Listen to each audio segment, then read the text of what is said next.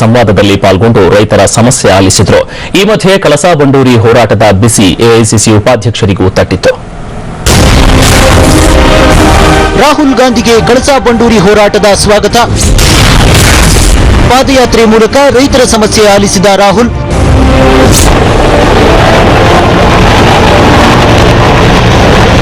ಹಾವೇರಿಗೆ ರಾಹುಲ್ ಗಾಂಧಿ ಬರ್ತಾರೆ ಅನ್ನೋದು ಬಹಳ ದಿನಗಳ ಹಿಂದಿನ ಮಾತು. ಈ ಕಾರಣಕ್ಕೆ ರಾಹುಲ್ ಗಾಂಧಿ ಆಗಮನ ಜಿಲ್ಲೆಯಲ್ಲಿ ಸಾಕಷ್ಟು ಕುತೂಹಲ ಮೂಡಿಸಿತು. ನಿರೀಕ್ಷೆ ಪೂರ್ವಕವಾಗಿ ಇವತ್ತು 10 ಗಂಟೆ ಸುಮಾರಿಗೆ ಎಐಸಿಸಿ ಉಪಾಧ್ಯಕ್ಷ ರಾಹುಲ್ ಗಾಂಧಿ ರಾಣೆಬೆನ್ನೂರಿನ ಹೆಲಿಪ್ಯಾಡ್ನಲ್ಲಿ ಸಿಎಂ ಸಿದ್ದರಾಮಯ್ಯರ ಜೊತೆ ಬಂದಿಳಿದ್ರು. ರಾಣೆಬೆನ್ನೂರಿಗೆ ಆಗಮಿಸಿದ ರಾಹುಲ್ ಗಾಂಧಿಗೆ ಕಳಸಾ ಬಂಡೂರಿ ಹೋರಾಟದ ಸ್ವಾಗತ ವ್ಯಕ್ತವಾಯಿತು. ಹೆಲಿಪ್ಯಾಡ್ನಲ್ಲಿ ಅವರನ್ನ ಭೇಟಿಯಾದ ಹೋರಾಟಗಾರರು ಯೋಜನೆ ಅನುಷ್ಠಾನಕ್ಕೆ ಸಹಕರಿಸುವಂತೆ ಮನವಿ ಮಾಡಿದ್ರು. ಅಲ್ಲದೆ ಈ ಬಗ್ಗೆ ಕೇಂದ್ರ ಸರ್ಕಾರದ ಜೊತೆ ಮಾತುಕತೆ ನಡೆಸುವಂತೆ ಮನವಿ ಮಾಡಿದ್ರು. ರೈತರ ಮನವಿಗೆ ಸ್ಪಂದಿಸಿದ ರಾಹುಲ್ ಗಾಂಧಿ ಈ ಬಗ್ಗೆ ಪರಿಶೀಲನೆ ನಡೆಸುವ ಭರವಸೆ ನೀಡಿದ್ರು.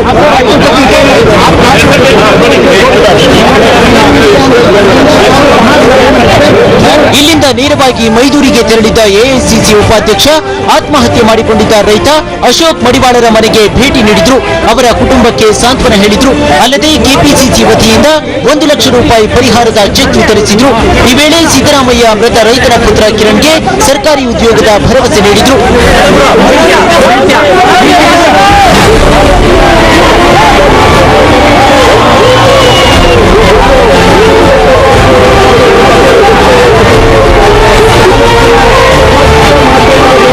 ರೈತ ಅಶೋಕ್ ಮನೆಯಿಂದ ಪಾದಯಾತ್ರೆ ಆರಂಭಿಸಿದ ರಾಹುಲ್ ಗಾಂಧಿ ಸ್ಥಳೀಯ ರೈತರ ಸಮಸ್ಯೆಗಳನ್ನು ಆಲಿಸಿದ್ರು. ಅಲ್ಲದೆ ಮೈದೂರಿನ ಹಿರಿಯ ಪ್ರಾಥಮಿಕ ಶಾಲೆಯಲ್ಲಿ ವಿದ್ಯಾರ್ಥಿಗಳ ಜೊತೆ ಸಂವಾದ ನಡೆಸಿದ್ರು. ನಂತರ ಆರ್ಕೆ ಸಾವುಕಾರ್ ಕಣದಲ್ಲಿ ಮೈದೂರಿನ ರೈತರೊಂದಿಗೆ ಸಂವಾದ ನಡೆಸಿದ್ರು. ಅವರ ಸಮಸ್ಯೆಗಳನ್ನು ಆಲಿಸಿ ಸಮಸ್ಯೆ ನಿವಾರಣೆಯ ಪರಿಹಾರಗಳ ಬಗ್ಗೆ ಚರ್ಚಿಸಿದ್ರು.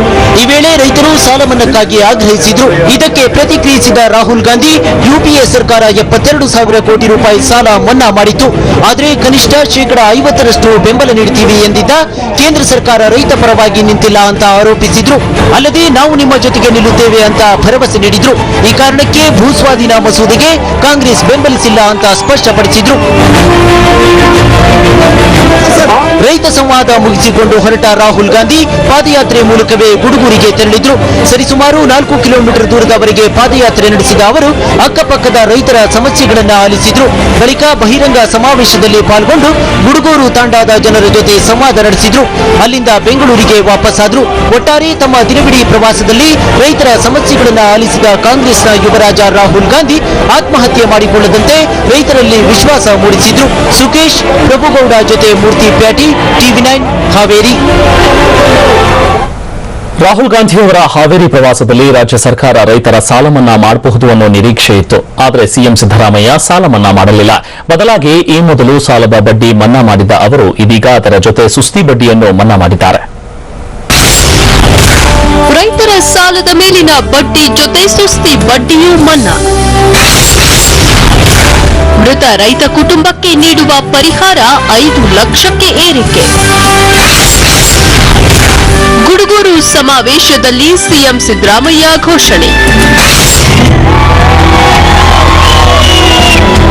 ಹೌದು, ಎಐಸಿಸಿ ಉಪಾಧ್ಯಕ್ಷ ರಾಹುಲ್ ಗಾಂಧಿಯವರ ಸಮ್ಮುಖದಲ್ಲಿ ಸಿಎಂ ಸಿದ್ದರಾಮಯ್ಯ ರೈತರಿಗೆ ಕೆಲ ಸವಲತ್ತುಗಳನ್ನ ಘೋಷಿಸಿದ್ದಾರೆ. ಈ ಹಿಂದೆ ರೈತರ ಸಾಲದ ಮೇಲಿನ ಬಡ್ಡಿಯನ್ನ ಮನ್ನಾ ಮಾಡಿದ್ದ ಅವರು ಇದೀಗ ಸಾಲದ ಮೇಲಿನ ಸುಸ್ತಿ ಬಡ್ಡಿಯನ್ನು ಮನ್ನಾ ಮಾಡಿದ್ದಾರೆ. ಹಾವೇರಿಯ ಗುಡುಗೂರಿನಲ್ಲಿ ನಡೆದ ಸಮಾವೇಶದಲ್ಲಿ ಮಾತನಾಡಿದ ಅವರು ಈ ಘೋಷಣೆ ಮಾಡಿದ್ರು. ಇದರ ಜೊತೆಗೆ ಕೃಷಿ ಕಾರ್ಮಿಕರಿಗೂ ಅನ್ವಯವಾಗುವಂತೆ ಮೃತ ರೈತರ ಕುಟುಂಬಕ್ಕೆ ನೀಡುವ ಪರಿಹಾರವನ್ನ 2 ಲಕ್ಷದಿಂದ 5 ಲಕ್ಷಕ್ಕೆ ಏರಿಸಿದ್ದಾರೆ. ಅಲ್ಲದೆ ಮೃತ ರೈತರ ಮಕ್ಕಳ ಸ್ನಾತಕೋತ್ತರ ಪದವಿವರೆಗಿನ ಶಿಕ್ಷಣದ ವೆಚ್ಚವನ್ನ ಸರ್ಕಾರವೇ ಭರಿಸುತ್ತೆ ಅಂತ ಭರವಸೆ ನೀಡಿದ್ರು. ಮೇಲಾಗಿ ಮೃತ ರೈತ ಕುಟುಂಬಕ್ಕೆ ಆರೋಗ್ಯ ಲಕ್ಷ್ಮಿ ಯೋಜನೆ ಅಡಿ ವಿಮೆ ಮಾಡಿಸುವ ಭರವಸೆ ನೀಡಿದ್ರು. ಅಲ್ಲದೆ ಮೃತ ರೈತರ ಪತ್ನಿಗೆ 2,000 ರೂಪಾಯಿ ವಿಧವಾ ಮಾಶಾಸನ ಘೋಷಿಸಿದ್ರು. ಇನ್ನು ಇದೇ ವೇಳೆ ಸಾಲ ಮನ್ನಾದ ಬಗ್ಗೆ ಪ್ರಸ್ತಾಪಿಸಿದ ಅವರು ಕೇಂದ್ರ ಸರ್ಕಾರ ಅರ್ಧ ಸಾಲ ಮನ್ನಾ ಮಾಡಲಿ, ಇನ್ನರ್ಧ ನಾವು ಮಾಡುತ್ತೇವೆ ಅಂತ ಹೇಳಿದ್ರು. ಮೇಲಾಗಿ ಈ ಬಗ್ಗೆ ಬಿಜೆಪಿಯವರು ಮೊಸಳೆ ಕಣ್ಣೀರು ಹಾಕೋದನ್ನ ಬಿಡ್ಲಿ ಅಂತ ಟೀಕಿಸಿದ್ರು. 2 ಲಕ್ಷದಿಂದ 5 ಲಕ್ಷ ರೂಪಾಯಿಗಳಿಗೆ ಪರಿಹಾರವನ್ನ ಹೆಚ್ಚಿಸತಕ್ಕಂಥ ಕೆಲಸವನ್ನು ಕೂಡ ನಾವು ಮಾಡ್ತಾ ಇದ್ದೇವೆ. ಹೀಗೋಸ್ಕರ ಯಾರು ಬೆಳೆ ಸಾಲ ಮಾಡಿರ್ತಾರೆ ಸುಸ್ತಿದಾರರ ಎಲ್ಲಾ ಬಡ್ಡಿಯನ್ನು ಕೂಡ ನಮ್ಮ ಸರ್ಕಾರ ಮನ್ನಾ ಮಾಡ್ತದೆ ಅಂತಕ್ಕಂಥದ್ದು ಕೂಡ ಈಗ ಘೋಷಣೆ ಮಾಡಲಿಕ್ಕೆ ಇಚ್ಛೆ ಪಡ್ತಾ ಇದೆ. ಅವು ಏನು ಮಾಡ್ದೇನೆ ಅದೇನು ಮಾಡ್ತೇವೆ ರೈತ ಚೈತನ್ಯ ಯಾತ್ರೆ ಮಾಡ್ತೀವಿ ಅಂತೇಳಿ ರೈತರ ಬಗ್ಗೆ ಮೊಸಳೆ ಕಣ್ಣಿ ಸುರಿಸ್ತಕ್ಕಂಥ ರೈತರನ್ನ ದಾರಿ ತಪ್ಪಿಸ್ತಕ್ಕಂಥ ಕೆಲಸವನ್ನ ನಿಲ್ಲಿಸಬೇಕು. ಇನ್ನು ಸಮಾವೇಶದಲ್ಲಿ ಮಾತನಾಡಿದ ರಾಹುಲ್ ಗಾಂಧಿ ಕೇಂದ್ರ ಸರ್ಕಾರದ ವಿರುದ್ಧ ವಾಗ್ದಾಳಿ ನಡೆಸಿದ್ರು. ದೇಶದೆಲ್ಲೆಡೆ ರೈತರು ಬರಗಾಲದಿಂದ ನರಳುತ್ತಾ ಇದ್ರು. ಪ್ರಧಾನಿ ಮೋದಿ ವಿದೇಶ ಪ್ರವಾಸದಲ್ಲಿ ತೊಡಗಿದ್ದಾರೆ.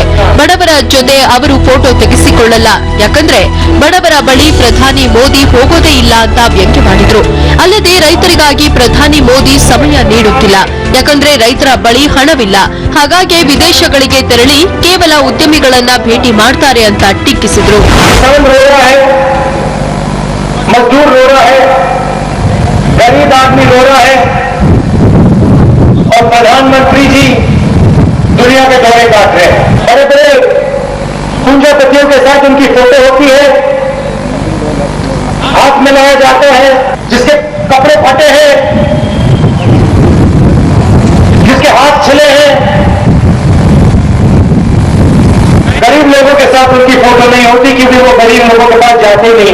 किसान के पास पैसा नहीं है तो नरेंद्र मोदी जी के लिए उनके लिए समय नहीं. ಒಟ್ಟಾರೆ ಬಹು ನಿರೀಕ್ಷೆ ಮೂಡಿಸಿದ್ದ ಸಮಾವೇಶದಲ್ಲಿ ಕೇಂದ್ರ ಸರ್ಕಾರದ ವಿರುದ್ಧ ಟೀಕಾ ಪ್ರಹಾರ ಕೇಳಿಬಂತು. ಆದರೆ ಸಾಲ ಮನ್ನಾದ ನಿರೀಕ್ಷೆ ಹುಸಿಯಾಗಿದ್ದು ಮಾತ್ರ ರೈತರಲ್ಲಿ ನಿರಾಸೆ ಮೂಡಿಸಿತು. ಸುಖೇಶ್ ಪ್ರಭುಗೌಡ ಜೊತೆ ಮೂರ್ತಿ ಪ್ಯಾಟಿ, ಟಿವಿ9 ಹಾವೇರಿ. ರೈತರಿಗೆ ಸಾಂತ್ವನ ಸಂವಾದ ಅಂತ 2 ದಿನಗಳಿಂದ ರಾಜ್ಯದಲ್ಲಿ ಓಡಾಡಿದ ಕಾಂಗ್ರೆಸ್ ಉಪಾಧ್ಯಕ್ಷ ರಾಹುಲ್ ಗಾಂಧಿ ಇವತ್ತು ದೆಹಲಿಗೆ ವಾಪಸ್ಸಾಗಿದ್ದಾರೆ. ಆದರೆ ರಾಹುಲ್ಗಾಗಿ ರಾಜ್ಯ ಕಾಂಗ್ರೆಸ್ ಏನೇನು ಊಟ ತಯಾರಿಸಿತ್ತು, ಹಾವೇರಿಯಲ್ಲಿ ಇವತ್ತು ರಾಹುಲ್ ಏನೆಲ್ಲ ಸವಿದ್ರು ಅನ್ನೋದರ ಡೀಟೇಲ್ಸ್ ಇಲ್ಲಿ ನೋಡಿ. ರೈತರಿಗೆ ಸಾಂತ್ವನ ಹೇಳೋ ಹೆಸರಲ್ಲಿ 2 ದಿನಗಳ ರಾಜ್ಯ ಪ್ರವಾಸ ಕೈಗೊಂಡಿದ್ದ ಕಾಂಗ್ರೆಸ್ ಉಪಾಧ್ಯಕ್ಷ ರಾಹುಲ್ ಗಾಂಧಿ ಅವರಿಗೆ ರಾಜ್ಯ ಕಾಂಗ್ರೆಸ್ ಇವತ್ತು ಹಾವೇರಿಯಲ್ಲಿ ಭರ್ಜರಿ ಊಟವನ್ನೇ ತಯಾರು ಮಾಡಿತ್ತು. ರಾಣೆಬೆನ್ನೂರು ತಾಲೂಕು ಗುಡುಗೂರಲ್ಲಿ ಹಮ್ಮಿಕೊಳ್ಳಲಾಗಿದ್ದ ಕಾಂಗ್ರೆಸ್ ಸಮಾವೇಶ ಮುಗಿತಾ ಇದ್ದಂತೆ ಗುಡುಗೂರಿನಲ್ಲಿ ಕಾಂಗ್ರೆಸ್ ಶಾಸಕ ಕೆವಿ ಕೋಳಿವಾಡರ ಮನೆಯಲ್ಲಿ ರಾಹುಲ್ ಗಾಂಧಿ ಅವರಿಗೆ ಊಟದ ವ್ಯವಸ್ಥೆ ಮಾಡಲಾಗಿತ್ತು. ರಾಹುಲ್ಗಾಗಿ ಯಾವೆಲ್ಲ ಖಾದ್ಯಗಳನ್ನ ತಯಾರಿಸಲಾಗಿತ್ತು ಅನ್ನೋದರ ವಿವರ ಇಲ್ಲಿದೆ. ಕಾಂಗ್ರೆಸ್ ಯುವರಾಜನಿಗಾಗಿ ಇವತ್ತು ಉತ್ತರ ಕರ್ನಾಟಕ ಶೈಲಿಯ ಸಿಹಿ ಖಾದ್ಯಗಳಾದ ಶೇಂಗಾ ಹೋಳಿಗೆ, ಸುರುಳಿ ಹೋಳಿಗೆ, ಕರದಂಟು, ಕಜ್ಜಿಕಾಯಿಯನ್ನ ತಯಾರಿಸಲಾಗಿತ್ತು. ಜೊತೆಗೆ ಖಡಕ್ ರೊಟ್ಟಿ, ಬಿಸಿ ರೊಟ್ಟಿ, ಎಳ್ಳು ಹಚ್ಚಿದ ರೊಟ್ಟಿ, ಚಪಾತಿ, ಬದನೆಕಾಯಿ ಎಣ್ಣೆಗಾಯಿ, ಕಡ್ಲೆಕಾಳು ಪಲ್ಯ, ಮಡಿಕೆ ಕಾಳು ಪಲ್ಯ, ಹೆಸರು ಕಾಳು ಪಲ್ಯವನ್ನ ರೆಡಿ ಮಾಡಲಾಗಿತ್ತು. ಇದಲ್ಲದೆ ಶೇಂಗಾ ಚಟ್ನಿ, ಕೆಂಪು ಚಟ್ನಿ, ಕರಿಹಿಂಡಿ, ಅಗಸಿ ಚಟ್ನಿ, ಗುಡ್ಡದ ನೆಲ್ಲಿಕಾಯಿ, ಮಾವಿನಕಾಯಿ ಉಪ್ಪಿನಕಾಯಿ, ಬಿರಂಜಿ ಅನ್ನ, ವೈಟ್ ರೈಸ್, ನುಗ್ಗೆಕಾಯಿ ಸಾಂಬಾರು ಕೂಡ ಊಟದ ಮೆನುವಿನಲ್ಲಿತ್ತು. ಹೀಗೆ ಸುಮಾರು 21 ಬಗೆಯ ಖಾದ್ಯಗಳನ್ನ ರಾಹುಲ್ಗಾಗಿ ಸಿದ್ಧ ಮಾಡಿಕೊಳ್ಳಲಾಗಿತ್ತು. ಆದರೆ ಇವತ್ತು ಶೀತದಿಂದ ಬಳಲ್ತಾ ಇದ್ದ ರಾಹುಲ್ ಕೇವಲ ಖಡಕ್ ರೊಟ್ಟಿ, ಬದನೆಕಾಯಿ ಎಣ್ಣೆಗಾಯಿ, ಚಟ್ನಿ ಪುಡಿ, ಮೊಸರು ಹಾಗೂ ಬಿರಂಜಿ ರೈಸ್ ಸವಿದ್ರು. ಪ್ರಭುಗೌಡ ಜೊತೆಗೆ ಸುಖೇಶ್, ಟಿವಿ9 ಹಾವೇರಿ.